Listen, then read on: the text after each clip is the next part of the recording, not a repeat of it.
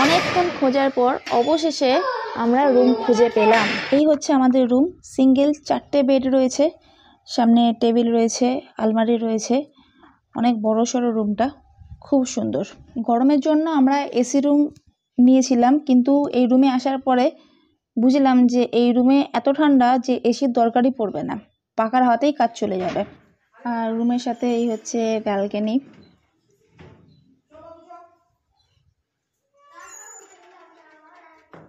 আর এই হচ্ছে ওয়াশরুম, গিজারের ব্যবস্থা রয়েছে।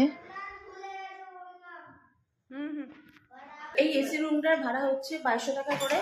আর রুমগুলো এতটাই ঠান্ডা যে এসি দরকার পড়বে না। নন এসি রুম হচ্ছে 1100 টাকা করে। আর নামহট্ট ভবনে এসি রুম হচ্ছে 2000 টাকা করে, আর নন এসি 800 টাকা করে। এছাড়াও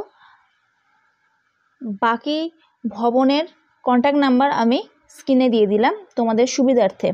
আর গৌরনীতে ধর্মশালায় 4 জন থাকলে 100 টাকা, আর 10 জনের জন্য 300 টাকা করে রুম প্রাইস পড়ছে। আর ধর্মশালায় যেদিন থাকবে সেদিন সকাল 8টার পরে গিয়ে রুম বুক করতে হবে, এবং বাকি ভবনগুলিতে থাকার জন্য 20 থেকে 25 দিন আগে